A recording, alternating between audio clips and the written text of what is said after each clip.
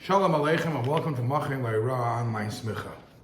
We know that in Halacha, the concept of a kinyan makes and breaks many things.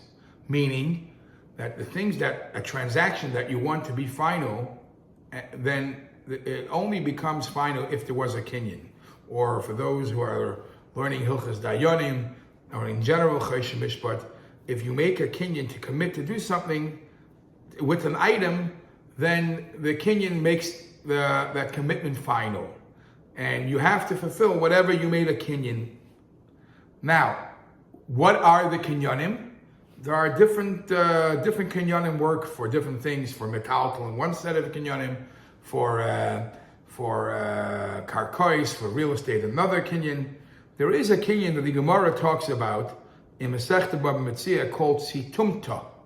Situmta, the Gemara talks about a minig hasoichrim, a custom that's not one of the list of kinyanim that we know, chazaka, shtar, kinyan sudar, that we see happening by chametz, we see happening by a wedding. Minig hasoichrim is the way people do business. If they do this type of act when the sale is final, then we have to accept it as a kinyan. What is the minig hasoichrim? So Rashi says that back then, when a business deal was final, they would write something on a barrel. The Rosh says, the Rabbeinu Chananel says, it means a handshake. The Rav Yah says, it means giving a key. Okay, let's talk about the Rosh.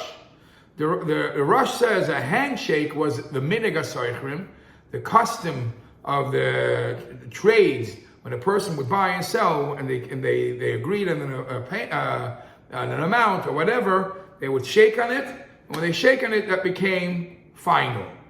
Now, the Prisha says, why is this called situmta? Says the Prisha, because tumt is meloshen tam. Tam means it's finished, it's complete, done deal. The Gra actually brings a remes from the pasuk that it says by Yehuda and Tamar, it says chaysamcha upsilcha. Chaysamcha means your seal. And if you look in the Targum, Yonis and Ben Uziel, the seal, the chaysamcha is situmta. And Rashi, and that's what we know, that means your handshake. Situmta was a way how to finalize the deal.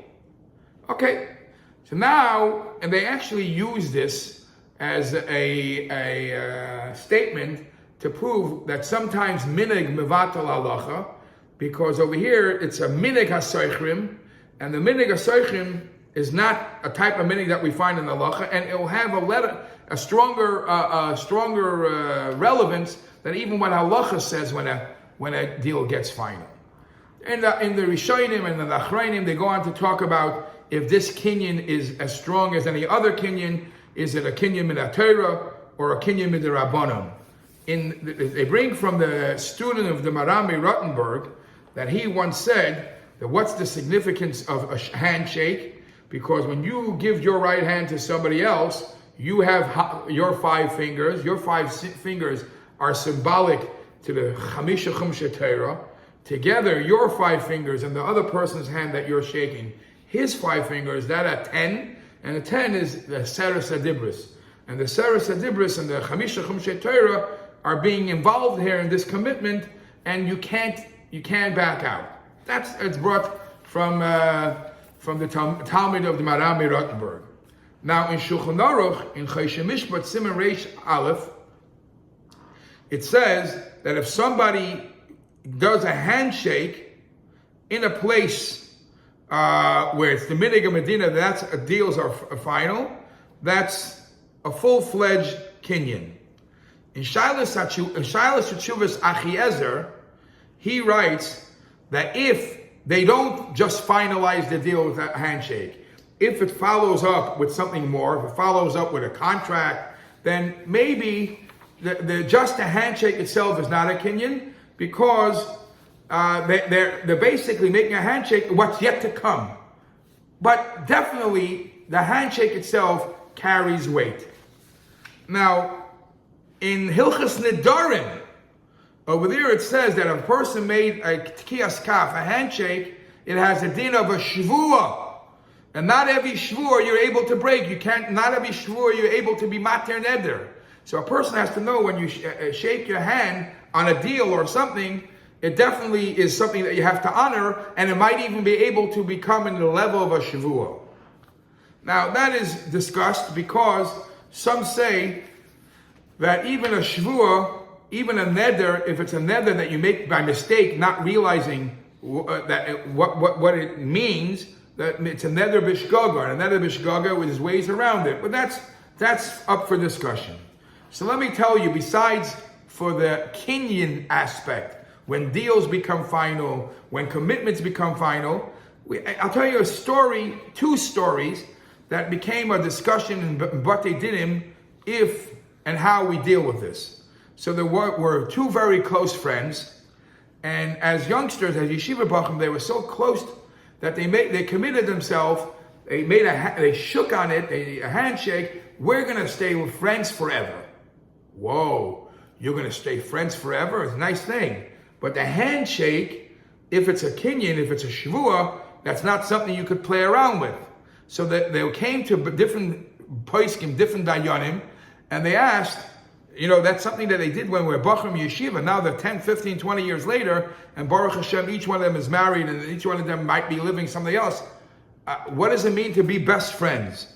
So amongst the poskim, some said, whoa, you got to go to a Rav, you got to go to a Dayan, and try to be matir. We said that a Tekias Kaf has a din of a shvur. Shvur, sometimes you have to be matir, and you have to find a way to be matir this, because if you're not going to act like a real close friend, you have a problem. Others say that will only be needed if the bacher, when they were young, knew what it means what a handshake means. If they thought it's just scribble scrabble, it's just nothing really, and they didn't understand what it's getting in, what they're really committing to, how strong a handshake the commitment is, maybe it doesn't need anything.